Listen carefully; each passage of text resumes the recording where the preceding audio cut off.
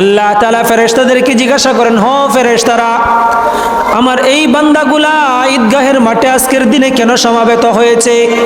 রব্বুল আলামিন জানার পরও ফেরেশতাদেরকে জিজ্ঞাসা করলেন। কেন জিজ্ঞাসা করলেন?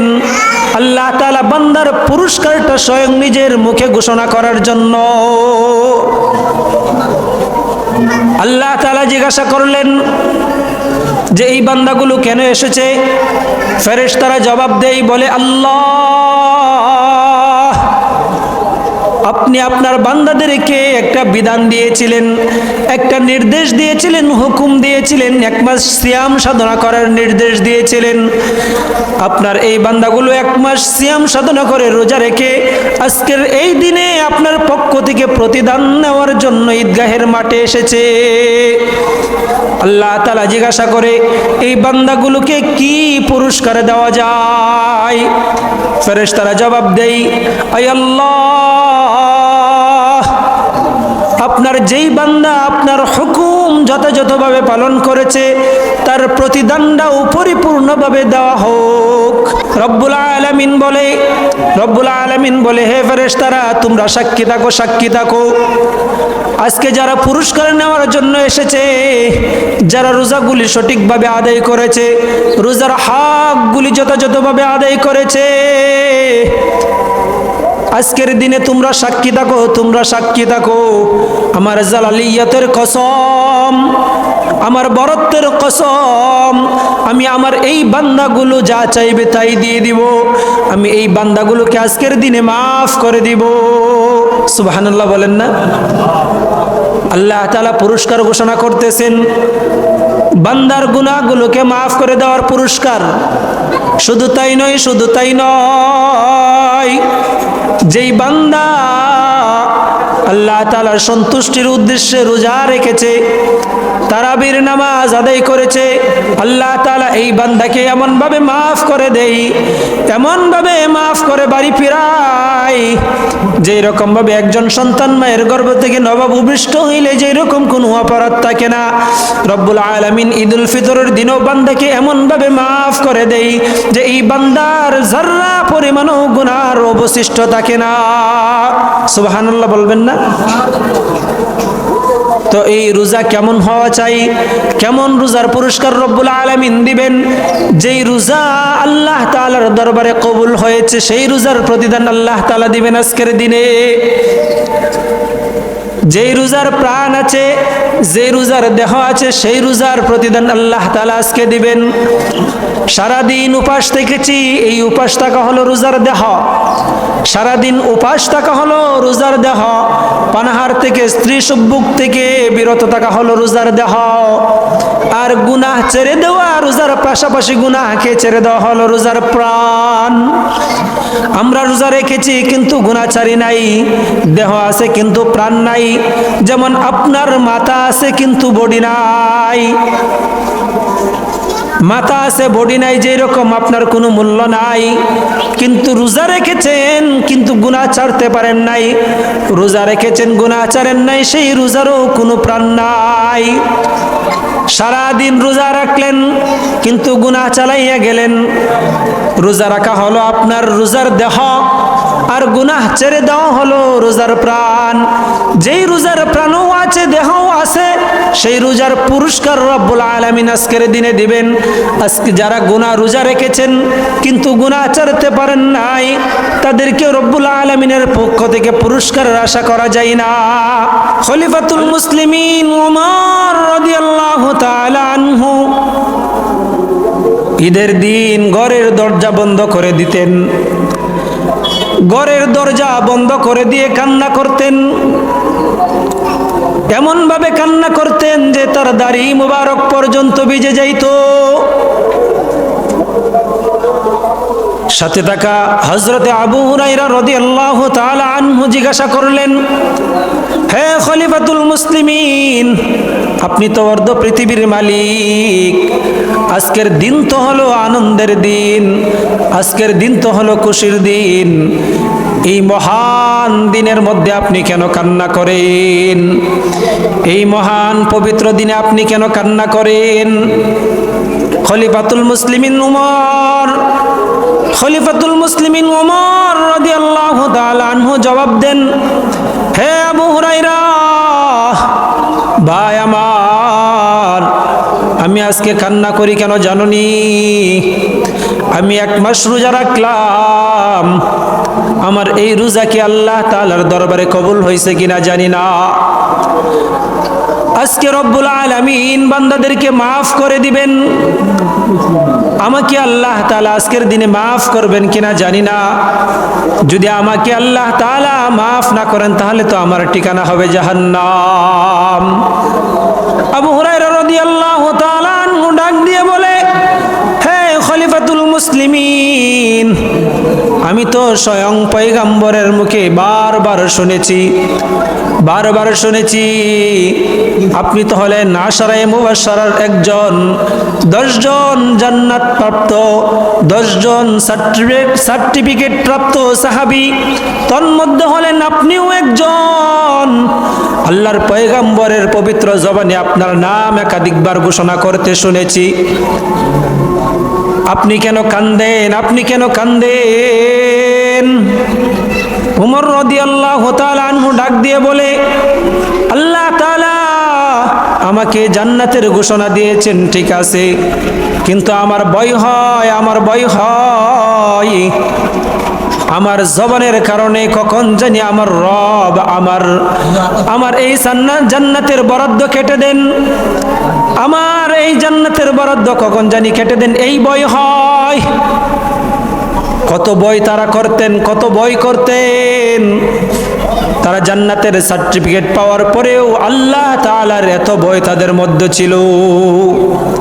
আজকে আমার জান্নাতের সার্টিফিকেট নেই, আপনার জান্নাতের সার্টিফিকেট নেই, পয়গম্বরের জবান থেকে আপনাকে আমাকে জান্নাতি ঘোষণা করে নাই, এমন সার্টিফিকেটও পাই নাই যে আল্লাহ তাআলা আপনার আমার গুনাহ মাফ করে দিয়েছে, কিন্তু এরপরেও আপনার কোনো ভয় নাই, আমার দিলের মধ্যে কোনো ভয় নাই। কিন্তু সাহাবায়ে কেরামের অবস্থা ছিল বিপরীত। তারা ঈদের দিনও কান্না করতেন। কেন? আমার রব না জানি আমাকে মাফ না করে, আমার রব যদি আমাকে মাফ না করে তাহলে আমার উপায় কি হবে, এই ভয়ে কান্না করতেন। সাহাবায়ে কেরামের অবস্থা কেমন ছিল? খলিফাতুল মুসলিমিন, অর্ধ পৃথিবীর বাদশাহ উমর, খলিফাতুল মুসলিমিন, অর্ধ পৃথিবীর বাদশাহ। ঈদের দিন এমন অবস্থা, তার ঘরের মধ্যে খাবারের ব্যবস্থা নাই, তার সন্তান সন্ততির নতুন কাপড়ের কোনো ব্যবস্থা নাই, নতুন কোনো কাপড়ের ব্যবস্থা নাই। খলিফাতুল মুসলিমিনের ছোট ছেলেটা সামনে এসে ফুফিয়ে কান্না করতেছে। বাবা তুমি কান্দো কেন? বাবা তুমি কাঁদতেছো কেন? খলিফাতুল মুসলিমিনের সন্তান ডাক দিয়ে বলে, বাবা আজকের দিনে আমি বাহির হয়েছিলাম, আমার গায়ে পুরাতন জামা, এই জামা দেখে অন্যান্য ভাইয়েরা আমাকে নিয়ে হাসি ঠাট্টা মজাক করেছে, এই জন্য আমার দিলের মধ্যে একটু ব্যথা লেগেছে, এই জন্য আমি কান্না করতেছি গো বাবা। কেমন ছিল তাদের দিনাতিপাত? খলিফাতুল মুসলিমিন, অর্ধ পৃথিবীর বাদশাহ, কিন্তু তার অবস্থা ছিল এমন, নতুন কাপড় খরিদ করার মতো অর্থ ছিল না। সন্তানদেরকে নতুন কাপড় দিবেন, ভালো ভালো খাবারের ব্যবস্থা করবেন, সেই ব্যবস্থাপনা তাদের ছিল না। খলিফাতুল মুসলিমিনের স্ত্রী ডাক দিয়ে বলেন, হে খলিফাতুল মুসলিমিন, হে আমার স্বামী, যদিও অর্থ নাই আমিও জানি, কিন্তু সন্তানগুলোর জন্য নতুন কাপড় ব্যবস্থা করার দরকার। আপনি বাইতুল মাল থেকে 1 মাসের অগ্রিম বেতন গ্রহণ করেন। খলিফাতুল মুসলিমিন তাই করলেন। তখনকার সময় খলিফাতুল মুসলিমিন যখন অর্ধ পৃথিবীর বাদশাহ, তখনকার সময়ের অর্থমন্ত্রী ছিলেন আবু উবাইদা ইবনুল জাররাহ। আবু উবাইদা ইবনুল জাররাহ রাদিয়াল্লাহু তাআলা আনহুর কাছে চিঠি লিখলেন। খলিফাতুল মুসলিমিন উমর রাদিয়াল্লাহু তাআলা আনহু আবু উবাইদা ইবনুল জাররাহ রাদিয়াল্লাহু তাআলা আনহু এর কাছে চিঠি লিখলেন। চিঠিতে কি লেখা ছিল? হে আবু উবাইদা ইবনুল জাররাহ, আমার ঘরে খানা পিনার ব্যবস্থা নাই, আমার সন্তানগুলোর নতুন কাপড় পরিধান করানোর ব্যবস্থা নাই। যদি তুমি বাইতুল মাল থেকে আমাকে 1 মাস অগ্রিম বেতনের ব্যবস্থা করে দাও, তাহলে আমি ভালো খাবারের ব্যবস্থা করতে পারবো, আমার সন্তানগুলোর জন্য নতুন পোশাকের ব্যবস্থা করতে পারবো। আবু উবাইদা ইবনুল জাররাহ রাদিয়াল্লাহু তাআলা আনহু, খলিফাতুল মুসলিমিন, অর্ধ পৃথিবীর বাদশা যিনি, তার এই চিঠি দেখে ওজুরে কান্না শুরু করলেন। তার চোখ বেয়ে গাল বেয়ে পানি ঝরতে শুরু করলো। খলিফাতুল মুসলিমিন যিনি, তার ঘরে কোনো খাবারের ব্যবস্থা নাই, নতুন পোশাকের কোনো ব্যবস্থা নাই। খলিফাতুল মুসলিমিন চিঠি লিখলেন 1 মাসের অগ্রিম বেতন দেওয়ার জন্য। কিন্তু আবু উবাইদা ইবনুল জাররাহ খুব সুন্দর একটা জবাব দিয়েছিলেন। কি জবাব দিয়েছিলেন? কি জবাব দিয়েছিলেন? আল্লাহর ভয় তার মধ্যে ছিল, আল্লাহর ভয় তার মধ্যে ছিল। এর বহিঃপ্রকাশ এই চিঠির জবাবের মধ্যে পেয়েছে। খলিফাতুল মুসলিমিন ওমর রাদিয়াল্লাহু তাআলা আনহুকে জবাবে তিনি লেখেন, খলিফাতুল মুসলিমিন, আপনি তো 1 মাস অগ্রিম বেতন চেয়েছেন, আপনি চাইলে তো তার চাইতেও বেশি নিতে পারেন, কিন্তু আপনার কাছে আমার একটা প্রশ্ন হলো, আপনি যদি আমার এই প্রশ্নের জবাব দিতে পারেন তাহলে আপনাকে অবশ্যই আমি 1 মাসের বেতন দিয়ে দিব। আমার পক্ষ থেকে প্রশ্ন হলো, খলিফাতুল মুসলিমিন, আপনি 1 মাসের অগ্রিম বেতন চেয়েছেন, আপনি আগামী 1 মাস বেঁচে থাকবেন কিনা সেই গ্যারান্টি দিতে পারেন কিনা? যদি আগামী 1 মাস বেঁচে থাকার মতো গ্যারান্টি দিতে পারেন তাহলে আপনাকে আমি 1 মাসের অগ্রিম বেতন দিতে পারবো। দ্বিতীয় শর্ত হলো, আগামী 1 মাস পর্যন্ত দেশের জনগণ আপনাকে এই ক্ষমতায় রাখবে কিনা এই গ্যারান্টি যদি আপনি দিতে পারেন, খলিফাতুল মুসলিমিন, আমি আপনাকে 1 মাসের বেতন দিতে কোনো কার্পণ্য করব না। কেমন ছিলেন আল্লাহর পয়গম্বর? আল্লাহর পয়গম্বর সাহাবায়ে কেরামকে এমন আদর্শ শিক্ষা দিয়েছেন, কেমন আদর্শ শিক্ষা দিয়েছেন। বাইতুল মালের অর্থ দিতেও খলিফাতুল মুসলিমিনকে এমন জবাবের সম্মুখীন করেছেন। এটা কেন করেছেন? আল্লাহর ভয়ের কারণে খলিফাতুল মুসলিমিনকে এমন জবাব দিয়েছেন। অর্ধ পৃথিবীর বাদশা, তার ঘরের মধ্যে ভালো খাবারের ব্যবস্থা নাই, ভালো পোশাকের ব্যবস্থা নাই। তারা ঈদ পালন করেছে। আজকে আমাদের ঈদ এমন ঈদ, নতুন কাপড় না হলে ঈদ আনন্দ হয় না, নতুন জুতা না হইলে ঈদের আনন্দ হয় না, নতুন টুপি পাঞ্জাবি না হইলে ঈদের আনন্দ হয় না, কেমন জানি ঈদেই মনে হয় না। তারাও ঈদ করেছে, তারাও ঈদের আনন্দ করেছে, কিন্তু তাদের মধ্যে একটাই উদ্দেশ্য ছিল, ঈদের দিন এসেছে, রব্বুল আলামিনের কাছ থেকে পুরস্কার নেওয়ার দিন এসেছে। ঈদের দিন হলো আল্লাহ তাআলার পক্ষ থেকে পুরস্কার নেওয়ার দিন, আনন্দ উল্লাসে মেতে ওঠার দিন তো এটা নয়। আনন্দ উল্লাসে মেতে ওঠার দিন তো এই দিন নয়। এই দিনে, ঈদের দিন, ঈদুল ফিতরের দিন, রব্বুল আলামিন ফেরেশতাদেরকে বলতে থাকেন, আল্লাহ তাআলা ফেরেশতাদেরকে বলতে থাকেন, হে ফেরেশতারা, আজকের এই দিনে আমার এই বান্দারা ঈদগাহের মাঠে উপস্থিত হয়েছে কেন? আল্লাহ তাআলা প্রশ্ন করেছেন। আল্লাহ তাআলা কি জানেন না আমরা কেন এই ঈদগাহে এসেছি? জানেন না? আল্লাহ তাআলা ফেরেশতাদেরকে জিজ্ঞাসা করেন, হ ফেরেশতারা, আমার এই বান্দাগুলা ঈদগাহের মাঠে আজকের দিনে কেন সমাবেত হয়েছে? রব্বুল আলামিন জানার পরও ফেরেশতাদেরকে জিজ্ঞাসা করলেন। কেন জিজ্ঞাসা করলেন? আল্লাহ তাআলা বান্দার পুরস্কারটা স্বয়ং নিজের মুখে ঘোষণা করার জন্য। আল্লাহ তাআলা জিজ্ঞাসা করলেন যে এই বান্দাগুলো কেন এসেছে? ফেরেশতারা জবাব দেয়, বলে, আল্লাহ, আপনি আপনার বান্দাদেরকে একটা বিধান দিয়েছিলেন, একটা নির্দেশ দিয়েছিলেন, হুকুম দিয়েছিলেন, 1 মাস সিয়াম সাধনা করার নির্দেশ দিয়েছিলেন। আপনার এই বান্দাগুলো 1 মাস সিয়াম সাধনা করে রোজা রেখে আজকের এই দিনে আপনার পক্ষ থেকে প্রতিদান নেওয়ার জন্য ঈদগাহের মাঠে এসেছে। আল্লাহ তাআলা জিজ্ঞাসা করে, এই বান্দাগুলোকে কি পুরস্কার দেওয়া যায়? ফেরেশতারা জবাব দেয়, আয় আল্লাহ,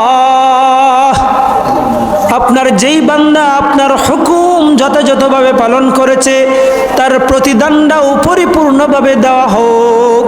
রব্বুল আলামিন বলে হে ফেরেশতারা তোমরা সাক্ষী থাকো, সাক্ষী থাকো। আজকে যারা পুরস্কার নেওয়ার জন্য এসেছে, যারা রোজাগুলি সঠিকভাবে আদায় করেছে, রোজার হকগুলি যথাযথভাবে আদায় করেছে, আজকের দিনে তোমরা সাক্ষী থাকো, তোমরা সাক্ষী থাকো। আমার জালালিয়াতের কসম, আমার বরত্বের কসম, আমি আমার এই বান্দাগুলো যা চাইবে তাই দিয়ে দিব। আমি এই বান্দাগুলোকে আজকের দিনে মাফ করে দিব। সুবহানাল্লাহ বলেন না? আল্লাহ তাআলা পুরস্কার ঘোষণা করতেছেন, বান্দার গুনাহগুলোকে মাফ করে দেওয়ার পুরস্কার। শুধু তাই নয়, শুধু তাই নয়, যেই বান্দা আল্লাহ তাআলার সন্তুষ্টির উদ্দেশ্যে রোজা রেখেছে, তারাবির নামাজ আদায় করেছে, আল্লাহ তাআলা এই বান্দাকে এমনভাবে মাফ করে দেই, এমনভাবে মাফ করে বাড়ি ফিরায়, যেই রকমভাবে একজন সন্তান মায়ের গর্ভ থেকে নবভূমিষ্ঠ হইলে যেই রকম কোনো অপরাধ থাকে না, রব্বুল আলামিন ঈদুল ফিতরের দিনও বান্দাকে এমনভাবে মাফ করে দেই যে এই বান্দার যাররা পরিমাণও গুনার অবশিষ্ট থাকে না। সুবহানাল্লাহ বলবেন না? তো এই রোজা কেমন হওয়া চাই? কেমন রোজার পুরস্কার রব্বুল আলামিন দিবেন? যেই রোজা আল্লাহ তাআলার দরবারে কবুল হয়েছে, সেই রোজার প্রতিদান আল্লাহ তাআলা দিবেন আজকের দিনে। যেই রোজার প্রাণ আছে, যে রোজার দেহ আছে, সেই রোজার প্রতিদান আল্লাহ তাআলা আজকে দিবেন। সারাদিন উপাস থেকেছি, এই উপাস থাকা হলো রোজার দেহ। সারাদিন উপাস থাকা হলো রোজার দেহ। পানাহার থেকে, স্ত্রী সুব্বুক থেকে বিরত থাকা হলো রোজার দেহ। আর গুনাহ ছেড়ে দেওয়া, রোজার পাশাপাশি গুনাহকে ছেড়ে দেওয়া হলো রোজার প্রাণ। আমরা রোজা রেখেছি কিন্তু গুনাহ ছাড়ি নাই, দেহ আছে কিন্তু প্রাণ নাই। যেমন আপনার মাথা আছে কিন্তু বডি নাই, মাথা আছে বডি নাই, যেই রকম আপনার কোনো মূল্য নাই। কিন্তু রোজা রেখেছেন কিন্তু গুনাহ ছাড়তে পারেন নাই, রোজা রেখেছেন গুনাহ ছাড়েন নাই, সেই রোজারও কোনো প্রাণ নাই। সারাদিন রোজা রাখলেন কিন্তু গুনাহ চালাইয়া গেলেন।